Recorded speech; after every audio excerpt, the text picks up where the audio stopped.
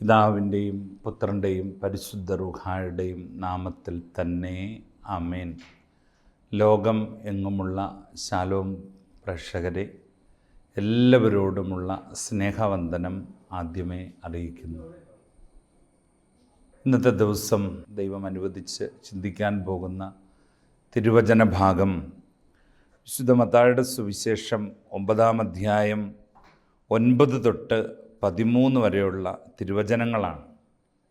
അവിടെ ഇങ്ങനെ പറയുന്നു: യേശു അവിടെ നിന്ന് നീങ്ങവേ മത്തായി എന്നൊരാൾ ചുങ്കസ്ഥലത്ത് ഇരിക്കുന്നത് കണ്ടു. യേശു അവനോട് പറഞ്ഞു, എന്നെ അനുഗമിക്കുക. അവൻ എഴുന്നേറ്റ് യേശുവിനെ അനുഗമിച്ചു.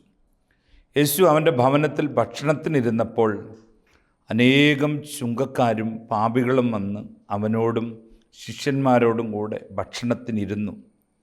ഫരിസേയർ ഇത് കണ്ട് ശിഷ്യന്മാരോട് ചോദിച്ചു, നിങ്ങളുടെ ഗുരു ചുങ്കക്കാരോടും പാപികളോടും കൂടെ ഭക്ഷിക്കുന്നത് എന്തുകൊണ്ട്? ഇത് കേട്ട് അവർ പറഞ്ഞു, ആരോഗ്യമുള്ളവർക്കല്ല, രോഗികൾക്കാണ് വൈദ്യനെക്കൊണ്ട് ആവശ്യം. ബലിയല്ല, കരുണയാണ് ഞാൻ ആഗ്രഹിക്കുന്നത് എന്നതിൻ്റെ അർത്ഥം നിങ്ങൾ പോയി പഠിക്കുക. ഞാൻ വന്നത് നീതിമാന്മാരെ വിളിക്കാനല്ല, പാപികളെ വിളിക്കാനാണ്. പ്രിയമുള്ളവരെ, ലോകം മുഴുവൻ സൃഷ്ടിച്ച തമ്പുരാൻ ലോകത്തെ രക്ഷിക്കാൻ കടന്നു വന്ന യേശു ക്രിസ്തു അവൻ്റെ ജീവിതകാലത്ത് ഉണ്ടായ ഏറ്റവും പ്രധാനപ്പെട്ട സംഭവങ്ങളിൽ ഒന്നാണ് ഈ കാര്യമെന്ന് പറയുന്നത്. അവനിങ്ങനെ നടന്നു നീങ്ങിയ, ശരിക്കും ക്രിസ്തു പോയത് ഒരു ചന്തയുടെ സൈഡിലൂടെ. ചന്തയിൽ ചുങ്കം പിരിക്കാൻ നിൽക്കുന്ന ഒരു മനുഷ്യൻ. ഞാൻ ഈ ഹൈറേഞ്ചുകാരനാണ്, കട്ടപ്പന സ്വദേശിയാണ്. കട്ടപ്പന ചന്തയിൽ പല ചന്തയുണ്ട്. അവിടെ പച്ചക്കറി ചന്തയുണ്ട്, ആടുമാടുകളെ വിൽക്കുന്ന ചന്തയുണ്ട്, കോഴിച്ചന്തയുണ്ട്, അടയ്ക്ക വിൽക്കുന്ന ചന്തയുണ്ട്, മലഞ്ചരക്കുകൾ വിൽക്കുന്ന ചന്തയുണ്ട്. അപ്പോൾ ഇവിടെയൊക്കെ പലയിടത്തും ചുങ്കം പിരിക്കുന്ന പല മനുഷ്യരെയും ഞാനും കണ്ടിട്ടുണ്ട്. അപ്പോൾ സത്യത്തിൽ ആ ഒരു പശ്ചാത്തലത്തിൽ നോക്കുമ്പോൾ നമുക്ക് തിരിച്ചറിയാൻ പറ്റുന്നൊരു കാര്യമാണ് ചന്തസ്ഥലത്ത് നിൽക്കുന്ന ഒരുവൻ്റെ വേഷവിധാനം. അവൻ്റെ കക്ഷത്തിലൊരു ബാഗ് ഉണ്ടായിരിക്കാം, മുണ്ടൊക്കെ മടക്കി കുത്തി ഒരു മുറുക്കയും ഷർട്ടൊക്കെ ഇട്ട് ഒന്നെങ്കിൽ അവൻ മുറുക്കിയിട്ടുണ്ടായിരിക്കാം, അല്ലെങ്കിൽ അവൻ്റെ ചുണ്ടിൽ ഒരു ബീഡി ഉണ്ടായിരിക്കാം. അവൻ്റെ കണ്ണുകളൊക്കെ നല്ല കലങ്ങിയൊക്കെ ആയിരിക്കും. എന്ന് പറഞ്ഞാൽ സത്യത്തിൽ കാര്യമായ ഒരു വൃത്തിയോ ഒരു വെടിപ്പോ അല്ലെങ്കിൽ ഒരു സോഫ്റ്റ്നെസ്സോ ഒന്നും ഉള്ള ഒരാളായിരിക്കില്ല ചുങ്കം പിരിക്കാൻ നിൽക്കുന്നവൻ. അഥവാ അവനൊരു പക്ക റൗഡി തന്നെയായിരിക്കാം. അപ്പോഴാണ് ക്രിസ്തു അതുവഴി നടന്നു പോവുകയാണ്. യേശു അവനോട് പറഞ്ഞു, എന്നെ അനുഗമിക്കുക, എൻ്റെ പിന്നാലെ വരിക. പറഞ്ഞ മാത്രയിൽ അവൻ എഴുന്നേറ്റ് ക്രിസ്തുവിൻ്റെ പുറകെ പോയി. ഇനി ശരിക്കും പറഞ്ഞ പ്രിയപ്പെട്ടവരെ, യേശു അവനെ വിളിച്ചുകൊണ്ട് അവൻ്റെ ഭവനത്തിൽ തന്നെയാണ് ചൊല്ലുന്നത്. അവൻ്റെ ഭവനത്തിൽ തന്നെ ഇരുന്ന് അവൻ്റെ കൂടെ ഇരുന്ന് ഭക്ഷണം കഴിക്കാൻ പോവുകയാണ്. ഇനി നമ്മൾ നോക്കിയേ, ആ ചന്തയിലുള്ള മറ്റു പല ചുങ്കക്കാരും പാപികളും എല്ലാവരും എന്തു ചെയ്യുന്നുണ്ട്? ഇവരുടെ കൂടെ തന്നെ വന്ന് അതേ വീട്ടിൽ തന്നെ കയറി ഭക്ഷണത്തിലിരുന്നു. എന്ന് പറഞ്ഞാൽ ഒരു സാധാരണക്കാരനായ മനുഷ്യൻ്റെ വീട്ടിൽ മാത്രമേ ഇങ്ങനൊരു കാര്യം നടക്കുകയുള്ളൂ. എന്നാൽ നമ്മളിവിടെ മനസ്സിലാക്കേണ്ട ഒരു കാര്യമെന്ന് പറയുന്നത്, ക്രിസ്തു ചുങ്കക്കാരൻ മത്തായിയെ കണ്ടപ്പോൾ ക്രിസ്തുവിൻ്റെ കണ്ണിൽ വെളിപ്പെട്ട ജ്ഞാനം എന്ന് പറയുന്നത്, ആ ചുങ്കക്കാരൻ മത്തായിയിൽ ക്രിസ്തു ഒരു സുവിശേഷകനെ കണ്ടു. ചുങ്കക്കാരൻ മത്തായിയിൽ ക്രിസ്തു ഒരു അപ്പോസ്തോലനെ കണ്ടു. ചുങ്കക്കാരൻ മത്തായിയിൽ ക്രിസ്തു ഒരു രക്തസാക്ഷിയെ കണ്ടു. ഒരു സുവിശേഷകനെ കണ്ടു, ഒരു അപ്പോസ്തോലനെ കണ്ടു, ഒരു രക്തസാക്ഷിയെ കണ്ടു.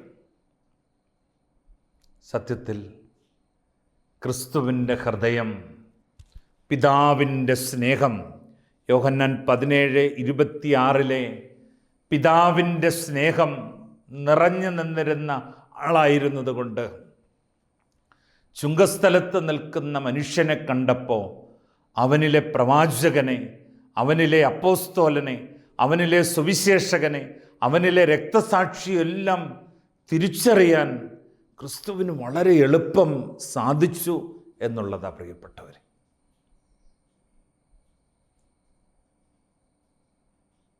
ഇനി നമ്മൾ ഓർത്തേ, താഴേക്ക് വരുമ്പോൾ ഫരിസേയരും അതുപോലെ തന്നെ ആ നിയമജ്ഞരുമൊക്കെ എന്തു ചെയ്യാണ്? ശിഷ്യന്മാരോട് ചോദിക്കുക, നിങ്ങളുടെ ഗുരു എന്നാ ഈ പാപികളുടെ കൂടെ ഇരിക്കുന്നത്? ശരിക്കും പറഞ്ഞാൽ നമ്മുടെ ജീവിതത്തിൽ നമ്മൾ ഓർക്കണം, ഇതുപോലൊരു ഫരിസേയൻ നമ്മുടെ ഉള്ളിൽ എവിടെയൊക്കെയോ ഏതൊക്കെയോ കാലഘട്ടത്തിൽ വന്നുകൂടിയിട്ടുണ്ട്. ലോകത്തിൽ അനേകം നന്മയുള്ള, ദൈവകൃപയുള്ള, സ്വർഗം വിളിച്ചു ചേർത്തിട്ടുള്ള, വലിയ ദൈവകൃപകൾ വർഷിച്ചിട്ടുള്ള അനേകം മനുഷ്യരുണ്ട്. പക്ഷേ ഇവരെ കാണാൻ, ഇവരെ തിരിച്ചറിയാൻ നമ്മുടെയൊക്കെ കണ്ണുകൾ പലയിടത്തും അന്ധമായിരിക്കുക പ്രിയപ്പെട്ടവർ.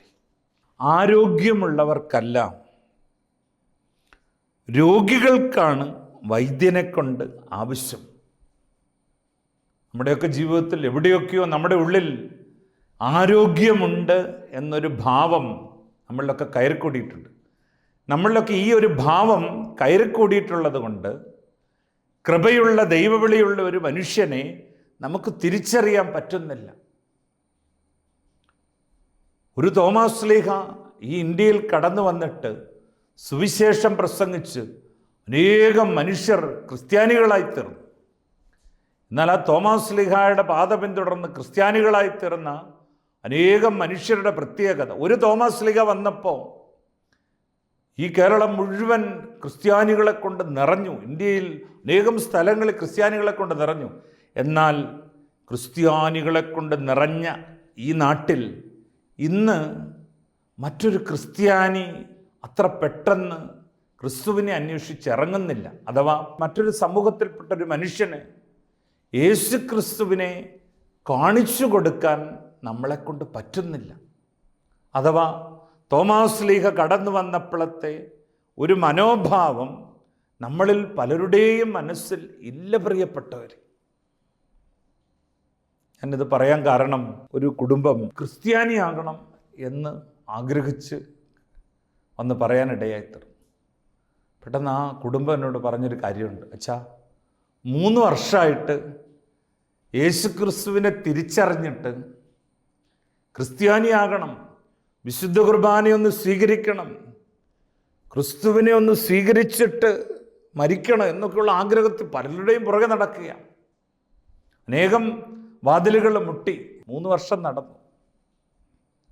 ശരിക്കും നമ്മളെന്നോർത്ത്, ഒരുത്തൻ ക്രിസ്ത്യാനി ആകണം, എനിക്ക് ക്രിസ്തുവിനെ തിന്നണം, ക്രിസ്തുവിൻ്റെ കൂടെ ജീവിക്കണം എന്നാഗ്രഹിച്ചു വരുമ്പോൾ പോലും ആയിരക്കണക്കിന് നൂലാമാലകളും നിയമങ്ങളും കൊണ്ട് നമ്മളവനെ ഞെരുക്കിക്കൊണ്ടിരിക്കുന്ന ഒരു കാലഘട്ടം.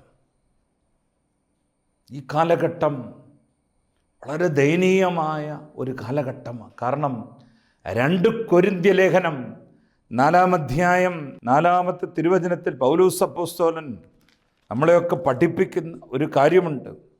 ഈ ലോകത്തിൻ്റെ ദേവൻ അവിശ്വാസികളായ അവരുടെ മനസ്സിനെ അന്ധമാക്കിയിരിക്കുന്നു. തന്നിമിത്തം ദൈവത്തിൻ്റെ പ്രതിരൂപമായ ക്രിസ്തുവിൻ്റെ മഹത്വമേറിയ സുവിശേഷത്തിൻ്റെ പ്രകാശം അവർക്ക് ദൃശ്യമല്ല. 1 യോഹന്നാൻ്റെ ലേഖനം 5-ാം അധ്യായം 19-ാമത്തെ തിരുവചനത്തിൽ പറയുകയാണ്, ദുഷ്ടൻ അവനെ തൊടുകയില്ല, നാം ദൈവത്തിൽ നിന്നുള്ളവരാണെന്നും ലോകം മുഴുവൻ ദുഷ്ടൻ്റെ ശക്തി വലയത്തിലാണെന്നും നാം അറിയുന്നു. കണ്ടോ, ഇന്നൊരു മനുഷ്യന് ക്രിസ്ത്യാനി ആകണമെന്ന് ആഗ്രഹിച്ചാൽ പോലും 100,000 നിയമങ്ങൾ കൊണ്ട് അവനെ വിഷമിപ്പിക്കുക.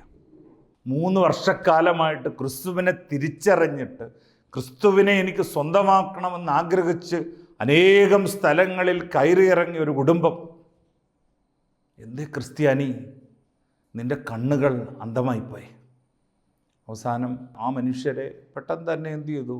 പിന്നെ ക്രിസ്തുവിൻ്റെതാക്കാൻ ഉള്ള ഒരു തീരുമാനമൊക്കെ എടുത്തു. സത്യത്തിൽ ഞാൻ ഓർക്കുകയാണ്, ചുങ്കസ്ഥലത്തുകൂടെ പോയ ക്രിസ്തുവിന് ഒറ്റ നോട്ടത്തിൽ തന്നെ മത്തായി എന്ന് പറയുന്ന മനുഷ്യനിലെ ഒരു പ്രവാചകനെ, ഒരു അപ്പോസ്തോലനെ, ഒരു സുവിശേഷകനെ, ഒരു രക്തസാക്ഷിയെ തിരിച്ചറിയാൻ സാധിച്ചു എന്നുള്ളതാണ്.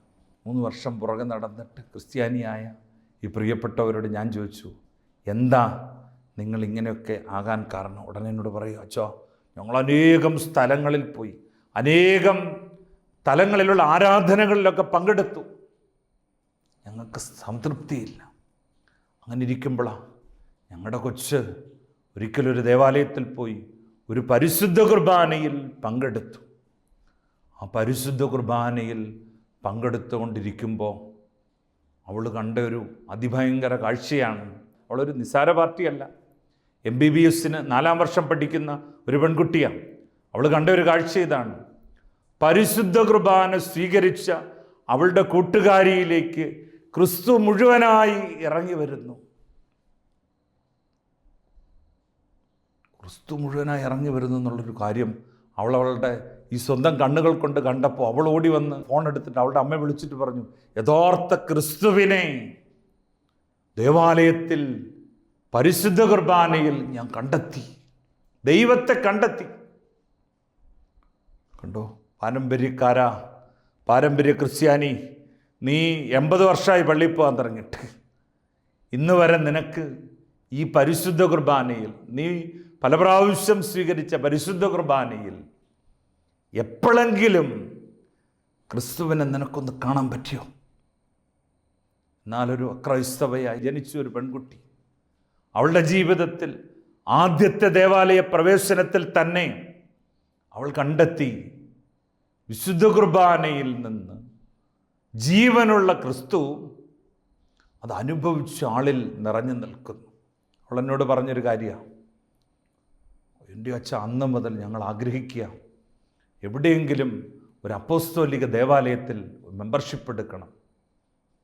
ഏതായാലും അവരങ്ങനെ മെമ്പർഷിപ്പൊക്കെ എടുത്തു, ക്രിസ്തുവിനെ അനുഭവിച്ചു. സത്യത്തിൽ ഞാൻ എൻ്റെ ജീവിതത്തിൽ അനേകരെ മാമോദിസ മുക്കിയിട്ടുണ്ടെങ്കിലും ഇവരുടെ മാമോദിസായിക്ക് ശരിക്കും സ്വർഗം ഇറങ്ങി വരുന്നതും അവർ വിശുദ്ധ കുർബാനയൊക്കെ സ്വീകരിച്ചുകൊണ്ടിരിക്കുമ്പോൾ വലിയ ദൈവാനുഭവങ്ങൾ ഉണ്ടാകുന്നതൊക്കെ കാണാൻ പറ്റിയെന്ന് മാത്രമല്ല, പിന്നീട് അവരനേകരെ ക്രിസ്തുവിലേക്ക് ആകർഷിക്കുന്ന ഒരു ദൗത്യവും കൂടി അവർ ഏറ്റെടുത്തു എന്നുള്ളത്. കഴിഞ്ഞ ദിവസം ഒരാളെ വിളിച്ചുകൊണ്ട് വന്നു. അവർ പറഞ്ഞു, ഇവരെ ഞങ്ങൾ കൂടെ വിളിച്ചുകൊണ്ട് പോയി ദേവാലയത്തിൽ വെച്ച് ഇവർക്കും ക്രിസ്തുവിനെ കാണിച്ചു കൊടുക്കാൻ പറ്റി. തന്നെയുമല്ല, ഒറ്റ പരിശുദ്ധ കുർബാനയിൽ വേദനിച്ച് കഴിയുന്ന ഒരു മകളെ പങ്കെടുത്ത് പ്രാർത്ഥിച്ചു കഴിഞ്ഞപ്പോൾ അവളുടെ സങ്കടമെല്ലാം മാറി. ഒരു 48 വയസ്സുള്ള ഒരു സ്ത്രീ, അവൾ പറയുക, എനിക്കും ക്രിസ്ത്യാനിയാകണം. അതുകൊണ്ട് പ്രിയപ്പെട്ടവരെ, ജെറമ്യായുടെ പുസ്തകം 17-ാം അധ്യായം 9-ഉം 10-ഉം വചനത്തിൽ പറയുക, ഹൃദയം മറ്റൊന്നിനെക്കാട്ടിലും കാപട്യമുള്ളതാണ്, ശോചനീയമാംവിധം ദുഷിച്ചതാണ്, ഇതിനെ ആർക്കാണ് മനസ്സിലാക്കാൻ പറ്റുക? ക്രിസ്ത്യാനി എന്ന് പറഞ്ഞ് മാമോദിസ മുങ്ങി മുദ്ര കുത്തിയിട്ട് കാര്യമില്ല പ്രിയപ്പെട്ടവരെ. ക്രിസ്തുവിൻ്റെ കണ്ണുകൾ നിനക്ക് സ്വന്തമാക്കിയാൽ മാത്രമേ, അഥവാ എഫേസ്യ ലേഖനം 1-ാം അധ്യായം 17-19 വചനത്തിൽ നിന്റെ ആന്തരിക നേത്രങ്ങൾ തുറന്നാൾ ചുറ്റുവട്ടത്ത് നിൽക്കുന്നവനിലെ സുവിശേഷകനെ, അപ്പോസ്തോലനെ, പ്രവാചകനെ, രക്തസാക്ഷിയെ നിനക്ക് കാണാൻ സാധിക്കും. ഇല്ലെങ്കിൽ നീ എന്തു ചെയ്യും? ഒത്തിരി പാരമ്പര്യം പറയും, ഒരുപാട് നൂലാമാലകൾ പറയും. ക്രിസ്തു എന്ന് പറയുന്നത് ലോകത്തിൽ ആർക്കും സ്വീകരിക്കാൻ പോലും പറ്റാത്ത തരത്തിലുള്ള ഒരു വ്യക്തിയായിട്ട് മാറിപ്പോകും. മത്തായിയുടെ സുവിശേഷം 1:21, കന്യക ഗർഭം ധരിച്ച് ഒരു പുത്രനെ പ്രസവിക്കും, അവൻ യേശു എന്ന് പേരിടണം, അവൻ തൻ്റെ ജനത്തെ സകല പാപങ്ങളിൽ നിന്നും മോചിപ്പിക്കും. ഓർക്കണം, ഈ ഭൂതലത്തിലുള്ള മുഴുവൻ മനുഷ്യൻ്റെയും പാപം മോചിക്കാൻ വേണ്ടി കടന്നു വന്ന യേശു ക്രിസ്തുവിനെ ഈ ലോകത്തിൽ സകല മനുഷ്യർക്കും പരിചയപ്പെടുത്തി കൊടുക്കുക എന്നുള്ളതാണ് എൻ്റെ പ്രഥമമായ കർത്തവ്യം. ഇന്നത്തെ ക്രിസ്ത്യാനി എന്ന് പറയുന്നത്, ക്രിസ്തു എന്ന് പറയുന്നത്, പരിശുദ്ധ കുർബാന എന്ന് പറയുന്നത്, അവൻ IELTS പാസ്സാകാൻ, അവനൊരു കല്യാണം നടക്കാൻ, അവൻ്റെ മുട്ടിൻ്റെ വേദന മാറാൻ, അവൻ്റെ തലവേദന മാറാൻ മാത്രമായി ക്രിസ്തു മാറിയിരിക്കുക. 1 കൊരിന്ത്യൻസ് 15-ാം അധ്യായം 19-ാമത്തെ വചനം, ഈ ലോകത്തിന് വേണ്ടി മാത്രം ക്രിസ്തുവിൽ പ്രത്യാശ വച്ചിട്ടുള്ളവരാണ് നിങ്ങളെങ്കിൽ നിങ്ങൾ സകല മനുഷ്യരെക്കാട്ടിലും ഭോഷന്മാരാണ്. അതുകൊണ്ട് നമുക്ക് തിരിച്ചു വരാം. നമ്മുടെ ചുറ്റുവട്ടങ്ങളിൽ ഇതുപോലെ ചുങ്കസ്ഥലത്ത് നിൽക്കുന്നവൻ, നമ്മുടെ ചുറ്റുവട്ടങ്ങളിൽ തകർന്നു പോയവൻ, പാപിയായി വീണുപോയവൻ ആയ നൂറുകണക്കിന് മനുഷ്യരുണ്ട്. ക്രിസ്ത്യാനി, നീ ആദ്യം നിൻ്റെ ദൈവത്തെ ഒന്ന് തിരിച്ചറിയുക. എന്നിട്ട് നിൻ്റെ സഹോദരനിലെ ദൈവത്വത്തിൻ്റെ കൃപ എന്താണെന്ന് ഒന്ന് തിരിച്ചറിഞ്ഞ് നീ അവനെ ഒന്ന് കണ്ടെത്ത്. ഇല്ലെങ്കിൽ നാളെ നീയും സ്വർഗത്തിലെത്തത്തില്ല, ചുറ്റുപാടുകളെ സ്വർഗത്തിലെത്താനും നിനക്ക് സാധിക്കില്ല. അതുകൊണ്ട് എന്നിലും നിന്നിലുമൊക്കെ അടിഞ്ഞുകൂടിയിട്ടുള്ള ഒരു ഫരിസേയനുണ്ട്. ആ ഫരിസേയനാണ് ഇന്ന് പലപ്പോഴും പരിശുദ്ധ സഭയെ നയിക്കുന്നത് തന്നെ. കഴിഞ്ഞ ദിവസം ഒരാളെ പരിചയപ്പെട്ടപ്പോൾ അയാൾ 31 വർഷമായിട്ടൊരു പള്ളിയിലെ ട്രസ്റ്റിയാണ്. കൊടി പിടിച്ചിട്ടുണ്ട്, കുരിശു പിടിച്ചിട്ടുണ്ട്. പക്ഷെ 31 വർഷമായിട്ട് അയാൾ പരിശുദ്ധ കുർബാനയ്ക്ക് പള്ളിയിൽ കയറിയിട്ടില്ല. എന്ന് പറഞ്ഞാൽ പരിശുദ്ധ കുർബാനയിൽ അയാൾക്ക് വിശ്വാസമില്ല. അയാൾക്ക് ഈ ആഘോഷവും ബഹളവും ഒക്കെ വലിയ താല്പര്യമാണ്. പക്ഷേ കൃപയുടെ ലോകം അവൻ്റെ മുമ്പിൽ തുറന്നു കിട്ടിയിട്ടില്ല എന്നുള്ളൊരു സത്യം അവൻ തിരിച്ചറിഞ്ഞ് മതിയാകും. അതുകൊണ്ട് കേവലം ആഘോഷങ്ങൾക്കും ആചാരങ്ങൾക്കും ഒക്കെ അപ്പുറം മറ്റൊരുത്തനിലെ ക്രിസ്തുവിനെ കണ്ടെത്തി അതിനെ ഉണർത്തി അവനെ ക്രിസ്തുവിൻ്റെതാക്കാൻ നമുക്കിറങ്ങി പുറപ്പെടാം സഹോദരങ്ങളെ. വിശുദ്ധ മർക്കോസിൻ്റെ സുവിശേഷം 16-ാം അധ്യായം 14 തൊട്ട് 20 വരെയുള്ള വചനം അവിടെ ഇങ്ങനെയാണ് പറയുന്നത്: നിങ്ങൾ ലോകമെങ്ങും പോയി എല്ലാ സൃഷ്ടികളോടും സുവിശേഷം പ്രസംഗിക്കുവിൻ. വിശ്വസിച്ച് സ്നാനം സ്വീകരിക്കുന്നവൻ രക്ഷിക്കപ്പെടും, വിശ്വസിക്കാത്തവൻ ശിക്ഷിക്കപ്പെടും. ലോകമെങ്ങുമുള്ള എല്ലാ മനുഷ്യരോടും യേശു ക്രിസ്തു എന്ന സത്യദൈവത്തെ, ആകാശത്തിന് കീഴിൽ മനുഷ്യരുടെ രക്ഷയ്ക്കുള്ള ഏക നാമമായ യേശു ക്രിസ്തു എന്ന സത്യദൈവത്തെ പ്രഘോഷിച്ച് ആത്മാക്കളെ സ്വന്തമാക്കുന്ന ഒരു ദൈവകൃപയിലേക്ക് നമുക്ക് ഉയരാം. പ്രാർത്ഥിക്കാം. ദൈവം അതിന് കൃപ നൽകട്ടെ. കർത്താവായ യേശുവേ, ഈ തിരുവചനങ്ങൾ കേട്ടുകൊണ്ടിരിക്കുന്ന എല്ലാവരുടെ മേലും അപ്പോസ്തല പ്രവൃത്തികൾ 10:42 പത്രോസ് ഇത് പറഞ്ഞുകൊണ്ടിരുന്നപ്പോൾ കേട്ടുകൊണ്ടിരുന്ന എല്ലാവരുടെ മേൽ പരിശുദ്ധാത്മാവ് കടന്നു വന്നു. ഈ അഭിഷേകം കൊണ്ട് എല്ലാവരെയും നിറയ്ക്കണമേ. എല്ലാവരുടെയും കണ്ണുകൾ തുറക്കപ്പെടട്ടെ. തൻ്റെ മുമ്പിൽ കടന്നു വരുന്നവനിലെ സുവിശേഷകനെ, അപ്പോസ്തോലനെ, രക്തസാക്ഷിയെ കണ്ടെത്താൻ, തിരിച്ചറിയാൻ, അതുവഴി അവനെ സ്വർഗത്തിൻ്റെതാക്കാനുള്ള വലിയൊരു കൃപ ലഭിക്കാൻ പ്രാർത്ഥിക്കാം. അതിന് ദൈവത്തിൻ്റെ പരിശുദ്ധാത്മാവ് എല്ലാവർക്കും കൃപ നൽകട്ടെ. പിതാവിൻ്റെയും പുത്രൻ്റെയും പരിശുദ്ധ റൂഹായുടെയും നാമത്തിൽ തന്നെ. ആമേൻ.